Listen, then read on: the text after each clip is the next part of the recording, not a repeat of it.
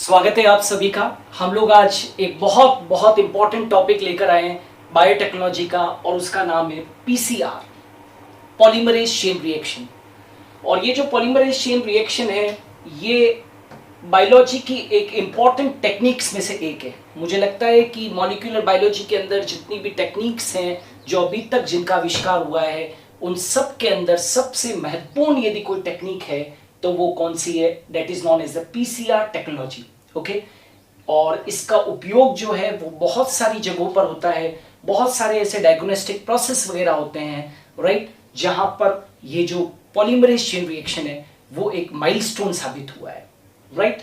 और इस polymerase chain reaction का ध्येय क्या है? जो सबसे इंपॉर्टेंट जो इसका मकसद है वो क्या है कि it is meant for the amplification of gene of interest. यहां पर एम्प्लीफिकेशन का मतलब होता है नंबर को बढ़ाना, यानी कि amplification of gene of interest, gene या डीएनए का क्या करवाना? प्रवर्धन करवाना। Amplification of gene of interest, जो जीन ऑफ इंटरेस्ट है उसकी कई सारी कॉपियां बनाना ही मूल मकसद है पॉलीमरेज चेन रिएक्शन का। पॉलीमरेज चेन रिएक्शन, राइट, और रेप्लिकेशन दोनों में डीएनए की कॉपीज बनती है। तो कई बार ये आपका प्रश्न हो सकता है कि रेप्लिकेशन में और फिर इसमें फर्क क्या है? तो रेप्लिकेशन के अंदर हम क्या बना सकते हैं? 2 कॉपीज एट अ टाइम बना सकते हैं, ठीक है। वहां पर लिमिटेड नंबर ऑफ कॉपीज बना सकते थे हम लोग, लेकिन यहां पर पॉलीमरेज चेन रिएक्शन के अंदर हम millions and billions of copies जो है वो डीएनए की बना सकते हैं। तो ये इसका सबसे बड़ा जो है वो एसेट है कि हम यहां पर जीन ऑफ इंटरेस्ट की बहुत सारी मल्टीपल कॉपीज बना सकते हैं इस टेक्निक का यूज करके। ओके, अब सबसे पहले जब हम लोग पॉलीमरेज चेन रिएक्शन पढ़ रहे हैं, पीसीआर पढ़ रहे हैं, तो कई बार बच्चों को 12th क्लास के अंदर ये क्लियर ही नहीं हो पाता है कि वास्तव में पीसीआर टेक्निक है क्या, राइट। और बीएससी एमएससी तक क्लियर नहीं होता है कि बेसिक लॉजिक क्या है इसके पीछे। तो आइए देखते हैं इसको कि पॉलीमरेज चेन रिएक्शन क्या है। इसको स्टेप बाय स्टेप समझें आप पेशेंस के साथ में। हमें इस टॉपिक के अंदर क्या क्या पढ़ना है, राइट। आज की वीडियो के अंदर मैं इन सब चीजों को यहां पर डिस्कस करने वाला हूं। सबसे पहले तो आपको ये आना चाहिए कि पीसीआर टेक्नोलॉजी है क्या, what is PCR. Number 2, PCR को कहां किया जाता है? तो पीसीआर को करने के लिए एक मशीन का यूज होता है और उसको बोलते हैं पीसीआर मशीन। पीसीआर मशीन को हम थर्मोसाइक्लर कहते हैं। तो पीसीआर को परफॉर्म करने के लिए पीसीआर मशीन का यूज होता है, जिसको कि हम थर्मोसाइक्लर भी कहते हैं। प्लस पीसीआर को करने के लिए कुछ कंपोनेंट्स की आवश्यकता पड़ती है, जैसे कि टारगेट डीएनए, जैसे कि प्राइमर, राइट, जैसे कि जो न्यूक्लियोटाइड्स है डीएनटीपीज, ओके, जिनके बारे में मैं भी डिस्कस करूंगा थोड़ी देर में, राइट, एंजाइम्स वगैरह, इन सब की जरूरत पड़ेगी। और फिर इसके बाद में जब ये सब कुछ हो जाएगा कि पीसीआर क्या है, पीसीआर मशीन क्या है, पीसीआर में कौन कौन से कंपोनेंट्स यूज होते हैं, उसके बाद में हम पढ़ेंगे मैकेनिज्म ऑफ पीसीआर, कि भाई जो पीसीआर है वो 3 स्टेप्स में कंप्लीट होता है, जैसे कि डीनेचुरेशन, एनीलिंग और एक्सटेंशन, यानी कि विकृतीकरण, एनीलिंग और प्रसार। ओके, तो डीनेचुरेशन, एनीलिंग और एक्सटेंशन, ये जो 3 स्टेप्स हैं पीसीआर के अंदर जो प्रयुक्त होती है, इनके बारे में भी डिस्कस करेंगे। और लास्ट में हम ये बात करेंगे कि what are the advantages of the PCR, PCR का क्या रोल है, इसके क्या क्या एडवांटेजेस हो सकते हैं, इन सब को हम आज की वीडियो के अंदर डिस्कस करेंगे। अब सबसे पहले आते हैं व्हाट इज पीसीआर। तो पीसीआर का फुल फॉर्म क्या है? पीसीआर का फुल फॉर्म है पॉलीमरेज चेन रिएक्शन। रिएक्शन क्या है? ये एक केमिकल प्रोसेस है, it is a chemical process, इसलिए हमने यहां पर क्या दिया है नाम? रिएक्शन दिया है। अब प्रश्न उठता है P for polymerase and C for chain. Polymerase का मतलब क्या होता है? आप सब जानते हैं कि हम अभी इस पीसीआर टेक्नोलॉजी के अंदर डीएनए पॉलीमरेज एंजाइम वगैरह का यूज करेंगे। तो डीएनए पॉलीमरेज एंजाइम जो होता है वो न्यूक्लियोटाइड्स को जोड़ने का काम करता है। एक के बाद एक न्यूक्लियोटाइड्स को जोड़ने का जो काम होगा, राइट, वो कौन करेगा? पॉलीमरेज एंजाइम करेगा। तभी तो ये जो एक्सटेंशन वाला जो प्रोसेस है, ये जो एक्सटेंशन वाला प्रोसेस है, इसको क्या कहते हैं? हम पॉलीमराइजेशन कहते हैं, बहुलीकरण कहते हैं। तो वास्तव में जो पॉलीमरेज एंजाइम है, राइट, डीएनए पॉलीमरेज एंजाइम है, वो न्यूक्लियोटाइड्स को क्या करता है? जोड़ता है, राइट। और इसीलिए तो कहते हैं कि डीएनए जो है वो पूरा के पूरा जो नया डीएनए बनेगा वो बहुत सारे न्यूक्लियोटाइड्स के ज्वाइन होने से बनेगा, राइट। तो डीएनए का बहुलीकरण जो करेगा वो कौन है? पॉलीमरेज एंजाइम करेगा। तो जस्ट आई वांट टू से DNA polymerase enzyme which is used in the PCR, right, वो डी न्यूक्लियोटाइड्स को क्या करता है? जोड़ता है, ताकि कि प्रसार हो सके, डीएनए की नई श्रृंखला बन सके। ओके, और चेन क्यों का? चेन का मतलब क्या होता है? श्रृंखला का मतलब क्या होता है? प्रोसेस जो एक के बाद एक लगातार चलता रहे, है ना। चेन का मतलब ही क्या है? हमेशा एक चीज याद रखो, चेन वर्ड जब भी हम यूज करते हैं तो उसका मतलब क्या है? चेन का मतलब होता है श्रृंखला, एक ऐसा प्रोसेस जो एक के बाद एक लगातार क्या होता है? रहे, चलता रहे और बंद ना हो, इसलिए हमने क्या कहा है? चेन कहा है। तो पूरा मिलाकर क्या हो गया? पॉलीमरेज चेन रिएक्शन, जिसके अंदर की डीएनए पॉलीमरेज एंजाइम का यूज होगा, न्यूक्लियोटाइड्स जुड़ते रहेंगे, पॉलीमराइजेशन होता रहेगा, नई चेन का फॉर्मेशन होता रहेगा, और जो नई चेन बनेगी उस चेन का मतलब क्या होता है? एक के बाद एक ये प्रोसेस लगातार चलता रहेगा और बंद नहीं होगा। यही क्या है? पॉलीमरेज चेन रिएक्शन है। अब ये जो पीसीआर है, राइट, इसको डिस्कवर किसने किया? तो पीसीआर को डिस्कवर किया था कैरी मुलिस ने 1983 के अंदर। 1983 में कैरी मुलिस नामक साइंटिस्ट ने इसको क्या किया? डिस्कवर किया। और ये जो 1983 का जो साल था, वो बायोटेक्नोलॉजी की फील्ड के अंदर, मॉलिक्यूलर बायोलॉजी की फील्ड के अंदर एक रिवोल्यूशनरी ईयर था, क्योंकि इस टेक्निक का क्या हुआ था? यहाँ पर डिस्कवरी हुई थी। और ये टेक्निक जो है वो बिल्कुल एक फोटोकॉपी मशीन की तरह है, ठीक है। जिस तरीके से मान लीजिए मेरी क्लास के अंदर 100 स्टूडेंट्स बैठे हुए हैं, राइट, और मुझे 100 स्टूडेंट्स को फोटोकॉपी प्रोवाइड करनी है, तो मैं मेरी ओरिजिनल कॉपी को कहाँ पर रखूंगा? फोटोकॉपी मशीन के अंदर। 100 का बटन दबा दूंगा तो क्या होगा? 100 कॉपीज निकल जाएगी। बिल्कुल वैसे ही ये मशीन जो है वो एक फोटोकॉपी मशीन की तरह, एक जेरोक्स मशीन की तरह, जिसमें कि हम कुछ ही पलों के अंदर जो मेन टारगेट डीएनए है, जो मेन पेरेंट डीएनए है, उसकी मल्टीपल कॉपीज को हम यहाँ पर बना सकते हैं। तो this technique is just used as, बिल्कुल एक फोटोकॉपी मशीन की तरह ये काम करती है, जिसमें कि टारगेट डीएनए की मल्टीपल कॉपीज बन जाती है एक जैसी। अब पीसीआर क्या है? तो it's a process of amplification.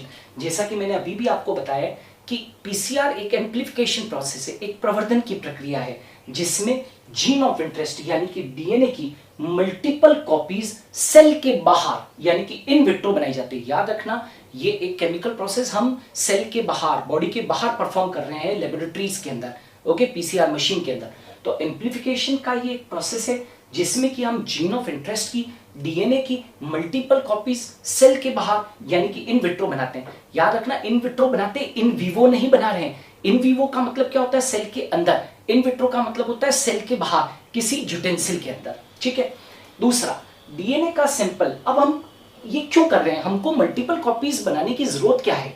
Why there is need of multiple copies? तो इसको बहुत अच्छे से समझना होगा। डीएनए का सैंपल जब बहुत कम हो, राइट, जब डीएनए का सैंपल बहुत कम हो और हमें उसकी मल्टीपल कॉपीज बनानी है, तो हम पीसीआर तकनीक का क्या करते हैं? उपयोग करते हैं।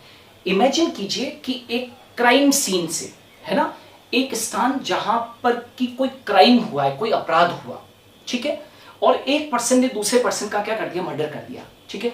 अब पुलिस साक्ष्य जुटाना चाहती है कि वास्तव में ये मर्डर किसने किया। तो वहां पर मान लीजिए कि कोई साक्ष्य मिलते हैं फॉरेंसिक टीम को, हो सकता है कि वो कोई खून का धब्बा हो, ब्लड स्मीयर हो, या सेमेन का कोई ड्रॉप मिल जाए, वहां पर वीर्य की कोई बूंद मिल जाए, राइट, या कोई हेयर फॉलिकल मिल जाए। तो उस क्राइम सीन से जो सैंपल मिला है डीएनए का, राइट, उससे हम डीएनए को क्या कर सकते हैं? एक्सट्रैक्ट कर सकते हैं।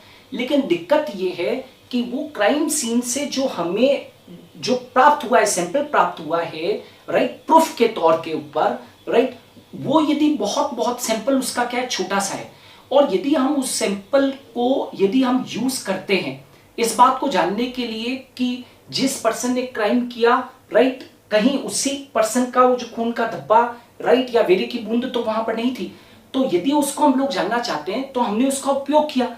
अब मान लीजिए कि एक्सपेरिमेंट करते वक्त में ऐसा देखा गया है कि जब हम लोग डीएनए के सैंपल्स को यूज करते हैं तो कभी कभी जरूरी नहीं है कि हमें आशातीत रिजल्ट्स ही मिले, कभी कभी रिजल्ट्स पूरे के पूरे फेल हो जाते हैं, कभी कभी पूरा एक्सपेरिमेंट फेल हो जाता है। तो उस केस में मान लीजिए कि डीएनए का सैंपल छोटा सा था और हमने उसको उपयोग किया और हमारा एक्सपेरिमेंट जो हमने लगाया वो फेल हो गया, तो जो हमें क्राइम सीन से एविडेंस के फॉर्म के अंदर, सबूत के फॉर्म के अंदर, प्रूफ के फॉर्म के अंदर जो हमें सैंपल मिला था, वो तो खत्म हो जाएगा क्योंकि हमने उसको एक्सपेरिमेंट में यूज कर लिया। तो फिर जो है वो कभी भी हमको इस बात का मालूम ही नहीं पड़ पाएगा कि क्रिमिनल कौन था।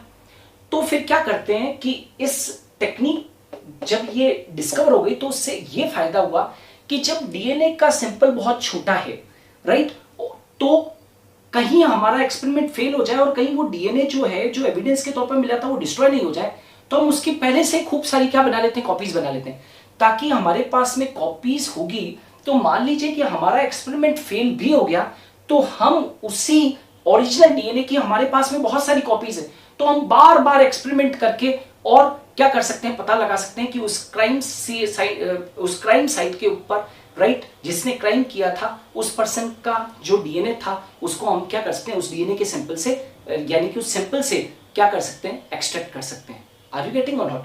तो इसका ये बहुत बहुत बड़ा फायदा है। इतना ही नहीं, मान लीजिए कि कोई एक प्लांट एक्सटिंक्ट हो रहा है, वातावरण में इंडेंजर्ड है, कोई एक प्लांट जो है वो एक्सटिंक्ट हो रहा है। अब हम ये चाहते हैं कि वो प्लांट एक्सटिंक्ट हो उसके पहले ही हम उसके डीएनए को प्राप्त कर लें, राइट, और उसकी मल्टीपल कॉपीज बना दें ताकि हम आगे चलकर उसका यूज कर पाए। तो भी ये पॉसिबल है क्योंकि देखिए एक इंडेंजर्ड प्लांट है, एक विलुप्त होने वाली पादप प्रजाति है, उसका आपने डीएनए प्राप्त कर लिया, ठीक है, और उसकी मल्टीपल कॉपीज बना दी, तो आप आने वाले सालों के अंदर उस डीएनए को क्या कर पाएंगे, यूज कर पाएंगे। क्यों? क्योंकि वो वाला जो प्लांट है वो तो वातावरण से ही एक्सटिंक्ट हो गया, तो उसका तो उस स्पीशीज का या जो प्लांट एक्सटिंक्ट हुआ है उसका तो डीएनए कभी प्राप्त होगा ही नहीं। Are you getting? तो हम उसकी भी क्या बना सकते हैं, मल्टीपल कॉपीज बना सकते हैं, ठीक है। तो इस तरीके से पीसीआर टेक्निक के उपयोग से हम डीएनए का जब सैंपल लिमिटेड होता है तो उसकी मल्टीपल कॉपीज बना सकते हैं ताकि भविष्य में उसका उपयोग किया जा सके, ठीक है। अच्छा, एक और चीज है, समझिए, मान लीजिए मनुष्य के अंदर यदि मैं बात करूं तो आरबीसी और ब्लड प्लेटलेट्स जो होते हैं उसके अंदर तो न्यूक्लियस होता ही नहीं, तो न्यूक्लियस नहीं है तो डीएनए का होने का सवाल ही नहीं उठता है। तो इसका मतलब ये हुआ कि ह्यूमन बींग्स के अंदर यदि मैं ब्लड की कार्पोसन्स की मैं बात करूं तो डब्ल्यूबीसी जो होती है जिसमें कि न्यूक्लियस होता है उससे मैं क्या कर सकता हूं, डीएनए को प्राप्त कर सकता हूं। Are you getting? तो अब सोचो कि किसी क्राइम सीन से मुझे एक ब्लड का धब्बा मिला, तो मैं आरबीसी और ब्लड प्लेटलेट से तो क्या नहीं प्राप्त कर सकता, डीएनए को प्राप्त कर ही नहीं सकता हूं, तो डब्ल्यूबीसी से ही तो मैं क्या प्राप्त करूंगा, डीएनए को प्राप्त करूंगा। अब आपको यह भी मालूम होना चाहिए कि डब्ल्यूबीसी का नंबर आरबीसी वगैरह से और ब्लड प्लेट से बहुत कम होता है, इट इज 6 to 8,000 पर क्यूबिक एमएम ब्लड। तो डब्ल्यूबीसी जो है वैसे ही कम संख्या के अंदर है और उसके अंदर डीएनए को एक्सट्रैक्ट करना है तो उसकी मात्रा क्या होती है, कम होती है। तो हम डीएनए को उससे एक्सट्रैक्ट करके और उसकी मल्टीपल कॉपीज को बना सकते हैं, ये भी आप लोगों को ध्यान होना चाहिए। तो इसलिए पीसीआर टेक्निक जो है वो बहुत इंपॉर्टेंट साबित होगी। अब ये तो हो गया पीसीआर। अब पीसीआर को अभी हम लोग और डिटेल्स में पढ़ें उससे पहले आपको ये मालूम होना चाहिए कि ये जो पीसीआर टेक्निक जिस मशीन के अंदर परफॉर्म की जाती है उस मशीन को पीसीआर मशीन या थर्मोसाइक्लर कहते हैं। जैसे कि नेम शो कर रहा है, थर्मो मतलब क्या होता है, टेम्परेचर, और साइक्लर मतलब होता है साइक्लिक। तो यह एक ऐसी मशीन है जो टेम्परेचर को साइक्लिक वे में क्या करती है, वेरी करती है। जो टेम्परेचर को साइक्लिक वे के अंदर क्या करती है, दैट इज वेरी करे, वो क्या होता है, थर्मोसाइक्लर। अभी आप देखोगे कि पीसीआर टेक्निक के अंदर हम 3 स्टेप्स का यूज करेंगे, डीनेचुरेशन, एनीलिंग और एक्सटेंशन। डीनेचुरेशन, एनीलिंग और एक्सटेंशन। और आप देखोगे कि ये जो तीनों के तीनों स्टेप्स है इनके अंदर टेम्परेचर जो है वो अलग अलग चाहिए होता है। जैसे डीनेचुरेशन जो है वो 90 डिग्री सेल्सियस से 95 डिग्री सेल्सियस के बीच में होता है, ठीक है। एनीलिंग जो होता है वो 50 से 55 डिग्री सेल्सियस के बीच में होता है। एक्सटेंशन जो होता है वो 70 से 74 डिग्री सेल्सियस के आसपास होता है। तो आखिर जब पीसीआर के अंदर ये जो 3 स्टेप्स है इनके अंदर अलग अलग टेम्परेचर्स की क्या पड़ेगी, जरूरत पड़ेगी। तो आखिर इस टेम्परेचर को हम सेट कैसे करेंगे, तो वास्तव में ये जो पीसीआर मशीन होती है ये इसी टेम्परेचर को बढ़ाने और घटाने का काम करती है। जैसे यहां ज्यादा चाहिए, यहां उससे कम चाहिए, फिर यहां पर उससे ज्यादा चाहिए। तो ये जो टेम्परेचर को बढ़ाने का और घटाने का जो काम है वो इस थर्मोसाइक्लर का होता है या पीसीआर मशीन का होता है, राइट। तो डीनेचुरेशन के लिए टेम्परेचर चाहिए तो अपने आप थर्मोसाइक्लर के अंदर हम पहले से ही सेट कर देते हैं, तो डीनेचुरेशन होगा तो ये टेम्परेचर अपने आप मिल जाएगा उसको। एनीलिंग के अंदर ये वाला टेम्परेचर मिल जाएगा और एक्सटेंशन के अंदर ये वाला टेम्परेचर मिल जाएगा। साथ ही साथ याद रखना कि डीनेचुरेशन जो होता है उसके लिए क्या चाहिए, डीनेचुरेशन, एनीलिंग और एक्सटेंशन, इनके लिए अलग अलग टाइम भी चाहिए। जैसे कि डीनेचुरेशन जो होता है, राइट, वो क्या चाहिए, डीनेचुरेशन जो होता है वो 1 मिनट से कम समय, 1 मिनट से कम समय में होना चाहिए, राइट। एनीलिंग जो है, एनीलिंग वो लगभग 45 सेकंड के अंदर हो जाता है, और ये जो है वो एक्सटेंशन लगभग 2 मिनट से कम समय के अंदर होना चाहिए। तो ये जो टेम्परेचर और टाइमिंग की जो सेटिंग है, राइट, टेम्परेचर और टाइमिंग की जो सेटिंग है, जो पीसीआर के अंदर इन 3 स्टेप्स के लिए जरूरी है, वो इस मशीन के अंदर हम क्या कर देते हैं, सेट कर देते हैं। अच्छा, एक चीज याद रखना, ये जो डीनेचुरेशन है इसके अंदर ज्यादा तापमान कब चाहिए, राइट, ये डिपेंड करेगा। जैसे मान लीजिए जीसी रिच डीएनए, मान लो डीएनए जो होता है, प्रोकैरियोट का जो डीएनए होता है वो जीसी रिच होता है। जीसी रिच का मतलब होता है ग्वानिन और साइटोसिन की मात्रा एडेनिन और थाइमिन से क्या होती है, ज्यादा होती है प्रोकैरियोटिक डीएनए में, तो उसको बोलते हैं जीसी रिच डीएनए। तो प्रोकैरियोट का डीएनए जो होता है वो जीसी रिच होता है, तो उसके लिए टेम्परेचर क्या चाहिए, ज्यादा चाहिए, तो हम इसमें थर्मोसाइक्लर के अंदर पहले से टेम्परेचर सेट कर देंगे, राइट। और यदि 80 रिच होता है, 80 रिच का मतलब क्या, एडेनिन और थाइमिन की मात्रा ग्वानिन और साइटोसिन से ज्यादा होती है, तो यूकैरियोट्स का जो डीएनए होता है वो 80 रिच होता है, उसके अंदर थोड़ा टेम्परेचर जो है वो क्या चाहिए, कम चाहिए। तो ये मशीन जो है उसको टेम्परेचर को बढ़ाने या घटाने का क्या करती है, काम करती है। ओके, आप मैंने इस पीसीआर मशीन को, थर्मोसाइक्लर मशीन को यहां पर कुछ इस तरीके से एक ग्राफ बनाकर समझाने की कोशिश की। ये टेम्परेचर इधर आप देखो 10 डिग्री सेल्सियस से 100 डिग्री सेल्सियस तक है, और ये वाला जो है वो क्या है, दैट इज टाइम है, 1 मिनट, 2 मिनट, 3 मिनट, 4 मिनट, ये टाइम है। अब आप देखो शुरुआत के अंदर ये जो है 20 से 30 के बीच में, ये तो रूम टेम्परेचर है, ये तो क्या है, रूम टेम्परेचर है। ये वाला जो है दैट इज, ये वाला, ये तो क्या हो गया, रूम टेम्परेचर। अब इस रूम टेम्परेचर के ऊपर देखो ये जो है ये डीएनए कैसा है, डबल स्ट्रैंडेड है, डीएस लिखा है, मतलब डीएस डीएनए, मतलब ये कैसा है, डबल स्ट्रैंडेड है, ठीक है। लेकिन थर्मोसाइक्लर के अंदर आप देखते हो कि पीसीआर टेक्निक के अंदर सबसे पहली स्टेप क्या होती है, डीनेचुरेशन होती है, राइट, डीनेचुरेशन। डीनेचुरेशन का मतलब क्या होता है, विकृतीकरण, डीएनए के दोनों स्ट्रैंड्स को अलग कर देना। विकृतीकरण के अंदर डीएनए के दोनों स्ट्रैंड्स क्या हो जाते हैं, अलग हो जाते हैं। ये देखो ये डीएनए के 2 स्ट्रैंड अलग हो गए, तो ये जो डीएनए के 2 स्ट्रैंड्स अलग अलग हो गए, एक रह चुकी हो गए, तो इसको क्या बोलते हैं, डीनेचर्ड डीएनए। तो डीनेचुरेशन के लिए क्या चाहिए, लगभग 94 डिग्री टेम्परेचर चाहिए। तो ये देखो ये 94 डिग्री टेम्परेचर के ऊपर, 94 डिग्री सेल्सियस टेम्परेचर जब मेंटेन होगा तो ये द्विरचुकीय डीएनए जो है वो एक रचुकीय डीएनए में बदल जाएगा, डीनेचर डीएनए सिंगल स्ट्रैंडेड हो जाएगा। तो बताओ टेम्परेचर इंपॉर्टेंट रोल प्ले किया ना। एनीलिंग, एनीलिंग वाली प्रक्रिया को अभी जब मैं डिटेल में पढ़ूंगा, तो एनीलिंग वाली प्रक्रिया के अंदर जो है वो एक रज्जुकीय डीएनए जो होता है, ये डीएनए, ये मूल डीएनए, टारगेट डीएनए, ये अपना कौन सा था, दैट इज टारगेट डीएनए, और ये भी टारगेट डीएनए था। समझ में आ रहा है ना, ये डीएनए के दोनों रज्जु, ये एक रज्जु है और ये कौन सा है, ये जिसके ऊपर मैं पेन घुमा रहा हूं, ये दूसरा रज्जु है।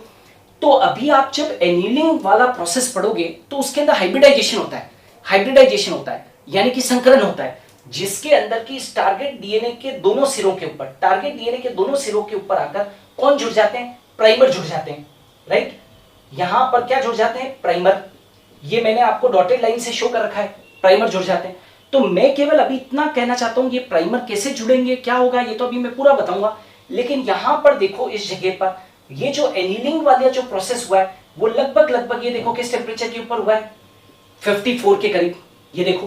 तो एनीलिंग के लिए टेम्परेचर कितना चाहिए, 54 चाहिए, और लास्ट में एक्सटेंशन जो है वो 72 डिग्री के ऊपर हो रहा है, राइट। तो यहां पर देखो, ये देखिए ये 72 डिग्री के ऊपर क्या हो रहा है, प्राइमर्स का क्या हो रहा है, एक्सटेंशन हो रहा है, प्राइमर्स का एक्सटेंशन। तो ये देखो ये तो मूल डीएनए था और ये प्राइमर एक्सटेंड करके, ये क्या है, ये जो डॉटेड लाइन शो कर रखी है ये क्या है, प्राइमर है। तो प्राइमर का क्या हो रहा है बोलो, एक्सटेंशन हो रहा है, प्राइमर का एक्सटेंशन हो रहा है, और इधर भी इस वाले स्ट्रैंड के ऊपर भी, इस वाले स्ट्रैंड के ऊपर भी ये प्राइमर का क्या हो रहा है, एक्सटेंशन हो रहा है।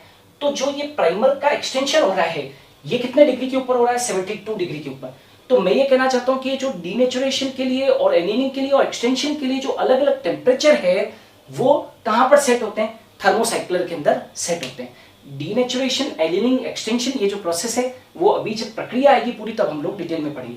तो ये क्या हो गया, यहां पर क्या पढ़ा हमने, पीसीआर क्या है, और पीसीआर के अंदर जो प्रयुक्त मशीन है वो कौन सी है? तो पीसीआर मशीन। अब अपने देखते हैं कि पीसीआर में उपयुक्त जो मुख्य कंपोनेंट है वो कौन कौन से हैं। अब देखिए कंपोनेंट्स जो है वो पीसीआर के लिए बहुत इंपॉर्टेंट है। अब सबसे पहले क्या होता है, मैंने अभी पीसीआर मशीन की बात की थी, तो पीसीआर मशीन के अंदर क्या होते हैं, ऐसे वेल्स बने हुए होते हैं, ऐसे खूब सारे वेल्स बने हुए होते हैं, और इन वेल्स के अंदर पीसीआर मशीन के अंदर हम किसको रखते हैं? पीसीआर ट्यूब को रखा जाता है। बेसिकली ये पीसीआर ट्यूब ऐसी होती है, उसके ऊपर एक कैप होती है। तो पीसीआर मशीन में उपस्थित वेल्स में इस ट्यूब को हम क्या करेंगे? रखेंगे, पीसीआर ट्यूब को। अब इस पीसीआर ट्यूब में क्या क्या डाला जाता है? तो सबसे पहले तो टारगेट डीएनए डाला जाता है। टारगेट डीएनए क्या है? इसमें वह सीक्वेंस है, वह सीक्वेंस जिसका एम्प्लीफिकेशन किया जाना है। टारगेट डीएनए क्या है? सोर्स डीएनए जिसको कहते हैं। इसमें वह अनुक्रम है जिसका कि प्रवर्धन किया जाना है। तो नेचुरल है कि हम पीसीआर मशीन के अंदर पीसीआर ट्यूब में किसको डालेंगे? Target DNA. ये तो सबसे इंपॉर्टेंट है। टारगेट डीएनए का ही तो हम एम्प्लीफिकेशन करवाने जा रहे हैं, उसी की तो हम कॉपीज बनाने जा रहे हैं। तो हम टारगेट डीएनए लेंगे, साथ के साथ टेक पॉलीमरेज लेंगे, राइट? टेक पॉलीमरेज अभी मैं जिक्र करूंगा यहां पर कि टेक पॉलीमरेज क्या है, ठीक है? साथ के साथ इसमें न्यूक्लियोटाइड्स को डाला जाएगा, क्योंकि न्यूक्लियोटाइड जो है वो बहुलीकरण के लिए पॉलीमरेज चेन रिएक्शन के अंदर डीएनए का पॉलीमराइजेशन करेंगे। तो उसके लिए पॉलीमराइजेशन करने के लिए जो है वो डीएनए पॉलीमरेज एंजाइम पॉलीमराइजेशन कब कर पाएगा? जब न्यूक्लियोटाइड्स अवेलेबल होंगे, क्योंकि न्यूक्लियोटाइड्स ही तो मिलकर और डीएनए को बनाते हैं। तो इसमें मुझे न्यूक्लियोटाइड्स भी डालने पड़ेंगे। साथ के साथ मुझे प्राइमर डालना पड़ेगा। आपको अभी कुछ ही देर के अंदर मैं बताऊंगा कि प्राइमर क्या है, व्हाट इज प्राइमर, और प्राइमर की जरूरत क्यों पड़ती है, ठीक है? रिएक्शन बफर की भी जरूरत पड़ेगी मुझे, और मिनरल ऑयल्स की भी जरूरत पड़ेगी जो मिनरल्स को प्रोवाइड करेगा, ठीक है? तो इस पीसीआर ट्यूब में मैं 6 चीजें डालूंगा। कौन कौन सी?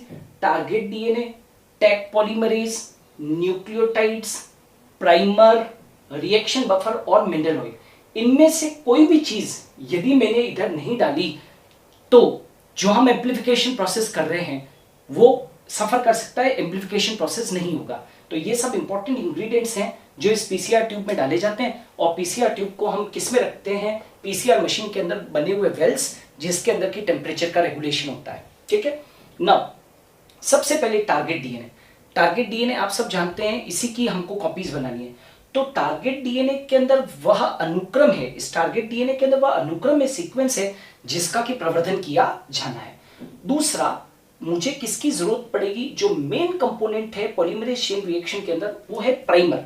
मुझे 2 प्राइमर्स की जरूरत पड़ेगी, 2 प्राइमर्स की। क्यों? क्योंकि डीएनए कैसा है? द्विरज्जुकीय है। तो जब मैं डीनेचुरेशन करूंगा, डीएनए का विकृतीकरण करूंगा, तो डबल स्ट्रैंडेड डीएनए जो है वो कैसा हो जाएगा? Single stranded. मेरे पास में 2 डीएनए प्राप्त हो जाएंगे।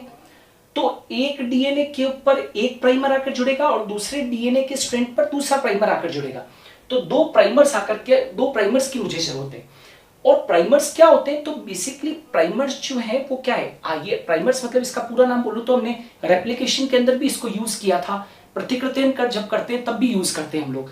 नई चेन बनानी, यदि मुझे डीएनए की एक चेन पर या डीएनए के एक टेम्पलेट पर मुझे नया डीएनए बनाना है, तो मुझे प्रोसेस को इनिशिएट करने के लिए मुझे प्राइमर की जरूरत पड़ती है, राइट?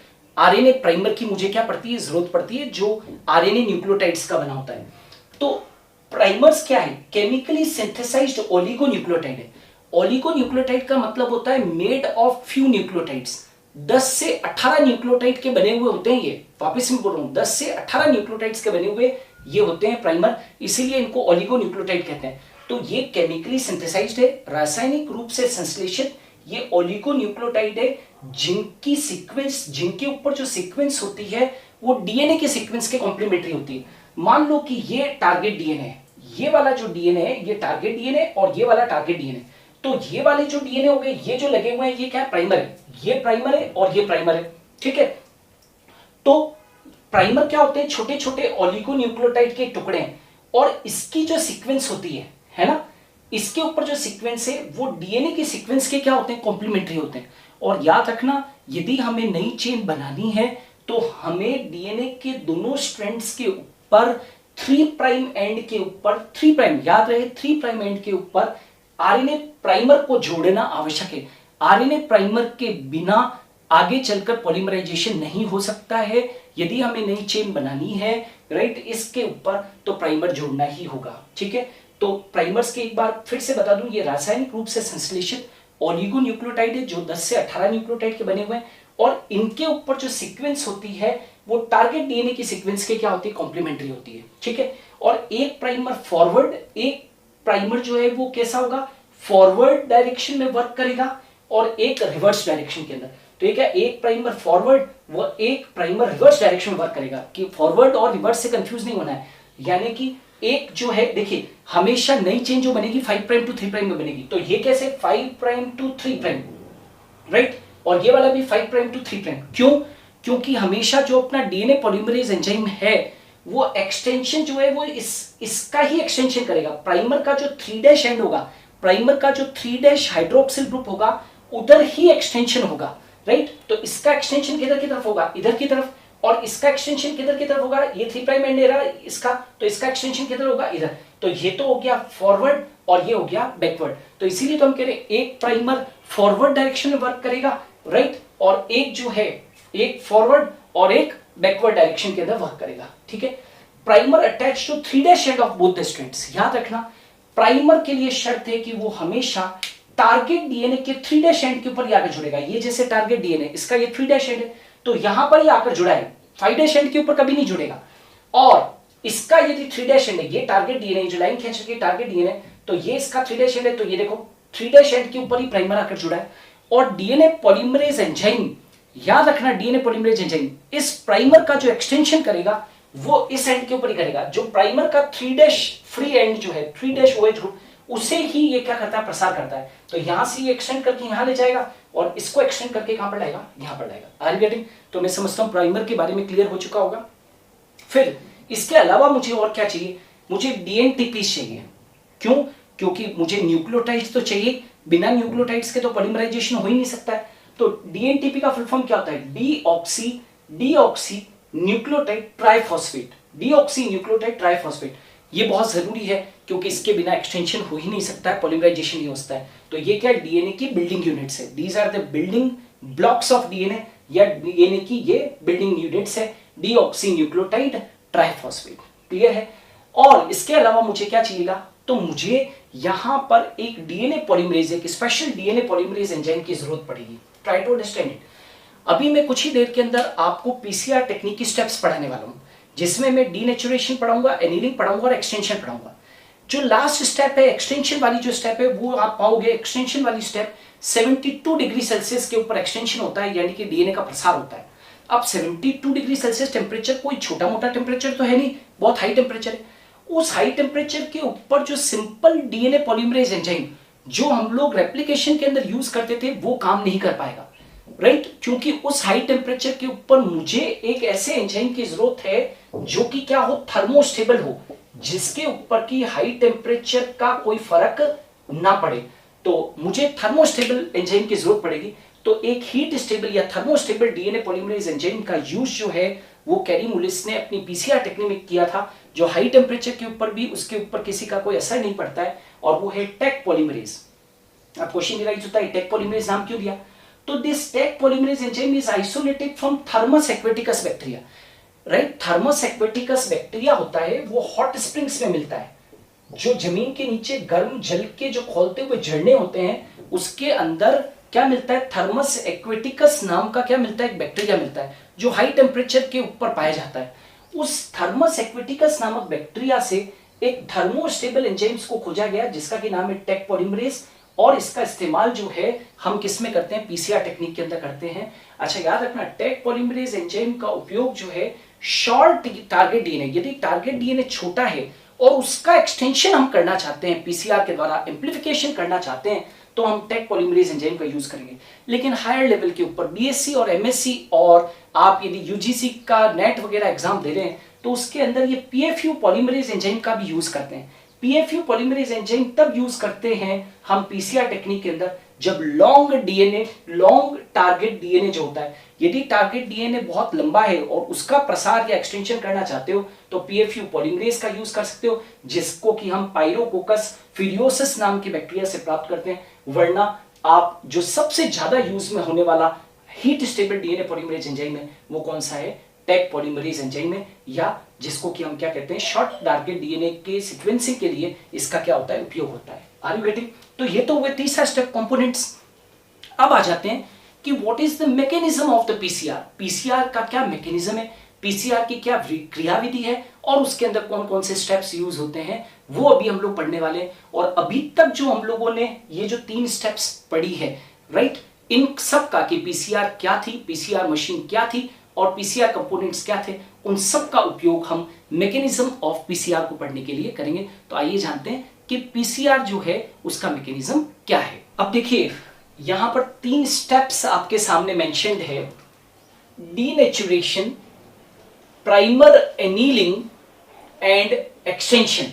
ठीक है, ये अपने जो पढ़ रहे हैं अभी that is known as the mechanism of the PCR. ठीक है, अब सबसे पहले क्या है, ये देखिए ये डबल स्ट्रैंडेड डीएनए है ना, द्विरजुकीय डीएनए। ये बेसिकली जो है वो अपना क्या है टारगेट डीएनए है, जिसकी की सीक्वेंस को हमको क्या करना है एम्पलीफाई करना है। तो ये टारगेट डीएनए और इसकी इस सीक्वेंस को यहां से याद रखिए, ये जो सीक्वेंस है इसको हमको क्या करना है एम्पलीफाई करना है, प्रवर्धित करना है। ओके, तो डबल स्ट्रैंडेड डीएनए, तो पहली स्टेप जो पीसीआर के अंदर है पॉलीमरेज चेन रिएक्शन को परफॉर्म करने के लिए कि आपको क्या करना पड़ेगा, डीएनए का डीनेचुरेशन करना पड़ेगा, विकृतीकरण करना पड़ेगा। विकृतीकरण एक ऐसी प्रक्रिया है जिसके द्वारा हम डबल स्ट्रैंडेड डीएनए को सिंगल स्ट्रैंडेड डीएनए में बदल देंगे। जैसे ये द्विरजुकीय डीएनए है ना, इसको हम सिंगल स्ट्रैंडेड में बदल देंगे, एक ये वाला स्ट्रैंड और एक ये वाला स्ट्रैंड, देख पा रहे हैं 5 प्राइम टू 3 प्राइम और 3 प्राइम टू 5 प्राइम। तो अब डीनेचुरेशन कैसे करें, तो डीनेचुरेशन करने का सबसे बढ़िया तरीका, यदि हम डीएनए का विकृतीकरण करना चाहते हैं, यानी कि हम द्विरजुकीय डीएनए को एक रजुकीय डीएनए के अंदर बदलना चाहते हैं, तो सबसे बढ़िया टेक्निक है कि डीएनए को हीट कर दो, हाई टेम्परेचर के ऊपर हीट कर दीजिए, बॉईल कर दीजिए। तो डीएनए को डीनेचर करने के लिए जो टेम्परेचर है वो बेस्ट टेम्परेचर जो माना जाता है वो है 94 डिग्री सेल्सियस। हालांकि कोई जरूरी नहीं है कि हमेशा 94 डिग्री सेल्सियस ही होगा, वो डिपेंड करेगा कि डीएनए का टाइप क्या है। जैसे मैंने पहले भी बताया, जीसी प्रकार का डीएनए है या एटी प्रकार का डीएनए। जीसी प्रकार का डीएनए जिसमें कि जी और सी कंटेंट ज्यादा है, तो उसको डीनेचर करने के लिए ज्यादा हाई टेम्परेचर चाहिए। तो ये जो टेम्परेचर रेंज है वो temperature range in between 96 degree Celsius के करीब होता है। लेकिन जो स्टैंडर्ड टेम्परेचर है वो कितना है 94 डिग्री सेल्सियस, इसलिए मैंने 94 डिग्री सेल्सियस लिखा है। किसी किताब के अंदर 90 डिग्री सेल्सियस से 96 के बीच में लिखा हुआ हो तो कंफ्यूजन मत करना, ठीक है। अब जब हम विकृतीकरण करते हैं तो डीएनए को हीट करते हैं। अब विकृतीकरण होगा कैसे, विकृतीकरण तब होता है जब डीएनए के दोनों रज्जुओं के बीच में, दोनों स्ट्रैंड्स के बीच में जो हाइड्रोजन बॉन्ड्स है वो ब्रेक हो जाएंगे, तो डीनेचुरेशन हो जाता है। अब हाइड्रोजन बॉन्ड्स को ब्रेक करना है तो ये ध्यान रखना है कि ये जो टेम्परेचर है आपको वो लंबे समय तक नहीं देना है। This temperature should be given for a short period of the time. कितने मिनट के लिए, 1 मिनट से भी कम समय के लिए, 1 मिनट से कम समय के लिए देंगे, राइट। और क्या हो जाएगा, डीनेचुरेशन हो जाएगा। यदि आपने कोशिश की कि आप 1 मिनट से ज्यादा समय के लिए आप डीनेचुरेशन करवाना चाह रहे हो, तो उस केस में हाइड्रोजन बॉन्ड के साथ साथ जो डीएनए है उसके अंदर जो फॉस्फोडाइस्टर बॉन्ड है वो भी क्या हो जाएंगे, ब्रेक हो जाएंगे, और जो हम नहीं चाहते। याद रखिए, डीनेचुरेशन करो, हाई टेम्परेचर दो, लेकिन 1 मिनट से कम समय तक के लिए ही हाई टेम्परेचर देना है, 94 डिग्री सेल्सियस का टेम्परेचर देना है। उससे ज्यादा टेम्परेचर दोगे आपका एक्सपेरिमेंट फेल हो जाएगा, हाइड्रोजन बॉन्ड के साथ साथ फॉस्फोडाइस्टर बॉन्ड भी टूट जाएंगे, ठीक है। तो पहला स्टेप डीनेचुरेशन हो गया। याद रखना, एक बार फिर से रिपीट कर दूं, जो अपनी पीसीआर टेक्निक है उसके मैकेनिज्म को पढ़ने के लिए 3 स्टेप्स में मैकेनिज्म पढ़ा जाता है, डीनेचुरेशन, एनीलिंग और एक्सटेंशन। विकृतीकरण, एनीलिंग और प्रसार, ये 3 स्टेप्स है। उनमें से पहला स्टेप अपन ने पढ़ लिया है, और वो कौन सा है, डीनेचुरेशन है। अब एक बार डीनेचुरेशन हो गया तो डीएनए के ये दोनों रज्जु, ये एक रज्जु और ये दूसरा रज्जु, डीएनए के दोनों स्ट्रैंड्स क्या हो गए, अलग अलग हो गए, ठीक है। अब अगले स्टेप के अंदर क्या होता है, हम एनीलिंग प्रोसेस है। अगला स्टेप कौन सा है, एनीलिंग है। इसको बोलते हैं प्राइमर एनीलिंग। अब क्वेश्चन ये राइज होता है कि प्राइमर एनीलिंग है क्या, तो अभी मैंने आपको ये बताया, प्राइमर को टारगेट डीएनए की सीक्वेंस के साथ हाइब्रिडाइज करना ही आरएनए, ये क्या है, प्राइमर एनीलिंग है। मतलब इस प्राइमर को टारगेट डीएनए के साथ, प्राइमर को टारगेट डीएनए के साथ राइट उसकी सीक्वेंसिंग करना, प्राइमर को टारगेट डीएनए की सीक्वेंसिंग के साथ हाइब्रिडाइज करना ही क्या है, एनीलिंग है। मतलब सीधी सी बात है, हम इस प्रक्रिया के अंदर प्राइमर को टारगेट डीएनए की सीक्वेंस के साथ हाइब्रिडाइज करते हैं। ठीक है, अब यहां पर ये जो प्राइमर है ये क्या है, आरएनए प्राइमर है।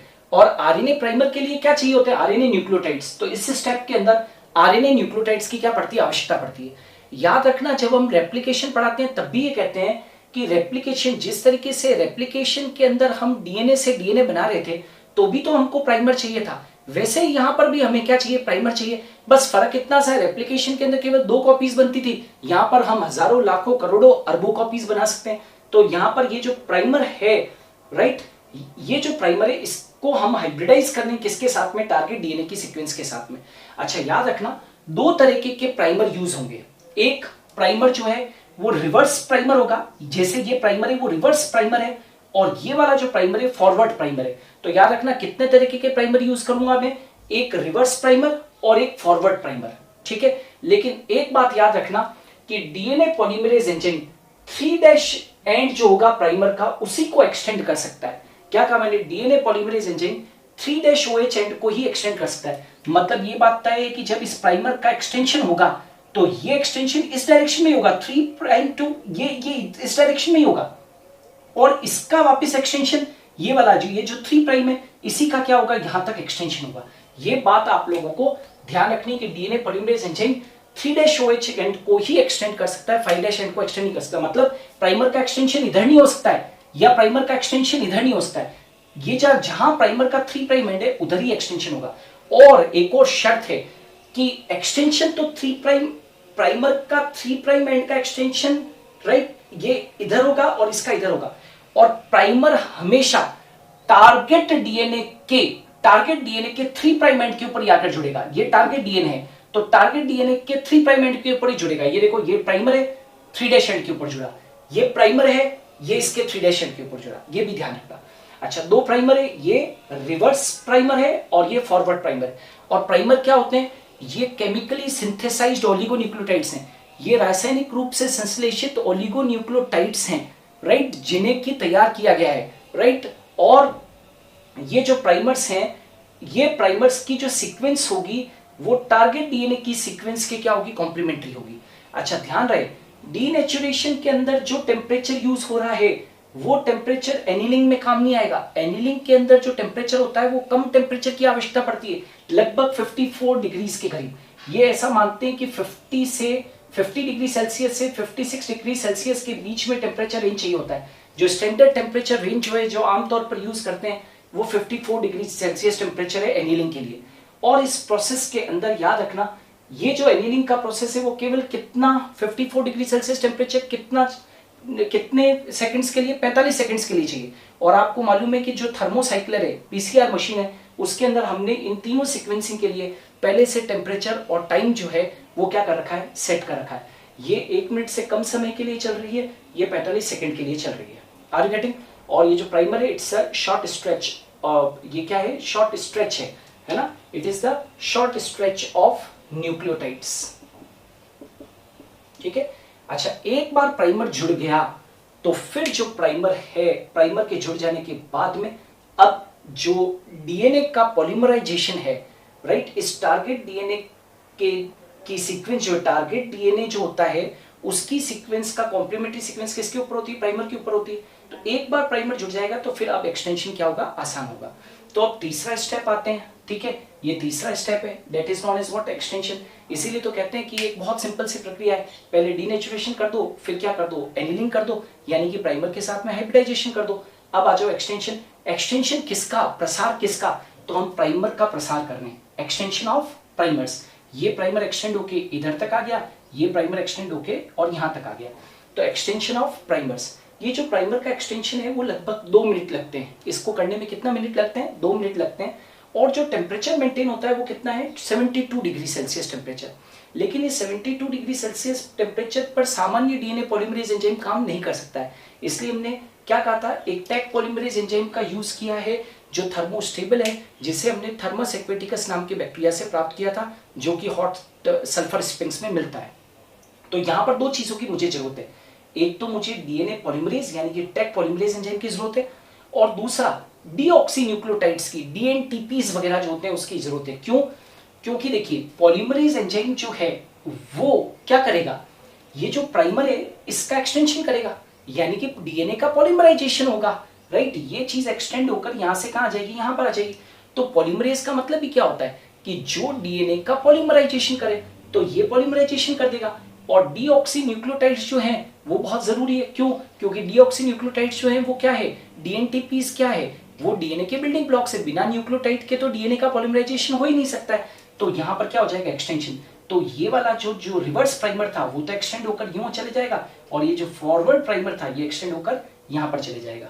इस प्रकार से मेरे पास में अब जो एक डीएनए था उससे कितने डीएनए बन जाएंगे, ये देखो, ये सिंगल स्ट्रैंड डीएनए था, ये सिंगल स्ट्रैंड डीएनए था, इससे वापस से क्या बन गया, एक डबल स्ट्रैंडेड डीएनए बन गया, और इससे वापस से पूरा एक डबल स्ट्रैंडेड डीएनए बन गया। ठीक है, तो इस प्रकार से साइकिल्स क्या होगी, चलती रहेगी। एक चीज याद रखना, मैं एक फार्मूला लिखता हूं 2 की power n, where n is number of PCR cycle, n is number of PCR cycle. कहने का मतलब है एक साइकिल चली पीसीआर की, एक साइकिल चली, n क्या है, नंबर ऑफ पीसीआर, एक साइकिल चली तो कितने डीएनए बन गए, 2 डीएनए। 2 बार साइकिल चली तो 4 डीएनए बन गए। 3 बार चली तो क्या हो जाएगा, 2 इंटू 2 इंटू 2, 2 2 जा 4, 4 2 जा 8। 4 बार साइकिल चली ऐसे तो 2 इंटू 2 इंटू 2 इंटू 2, 2 2 जा 4, 4 2 जा 8, 8 2 जा 16।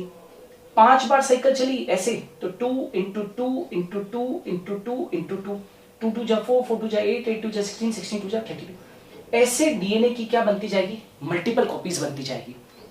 तो ऐसा मानते हैं कि 30 साइकिल्स तक डीएनए का प्रवर्धन होता है।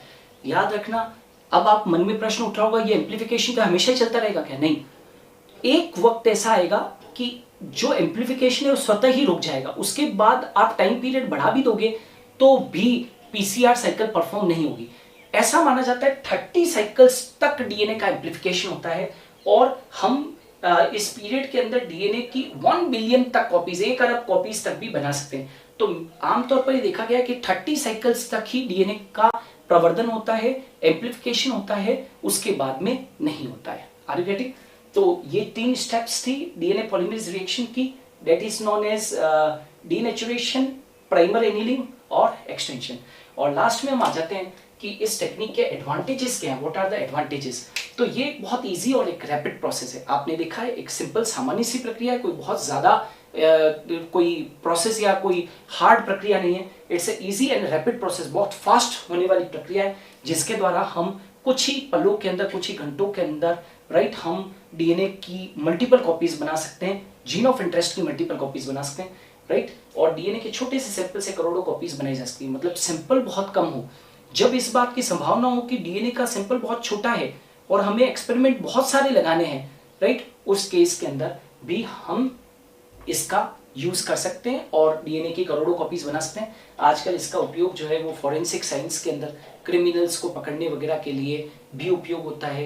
कोई प्लांट स्पीशीज जो है वो एक्सटिंक्ट हो रही है, इंडेंजर्ड है, विलुप्त होने जा रही है, और उसके डीएनए को एक्सट्रैक्ट करके हम मल्टीपल कॉपीज बनाना चाहते हैं तो भी इस टेक्निक का उपयोग होता है। So this was all about the PCR. Hope so you have like this video, क्योंकि पीसीआर टेक्निक जो है वो बहुत बहुत इंपॉर्टेंट है एग्जामिनेशन पॉइंट ऑफ व्यू से। आपकी जो बेसिक बुक्स है एनसीईआरटी, उसमें डिटेल नहीं दे रखा है पीसीआर का, तो कई बार बच्चों को समझने में दिक्कत आती है।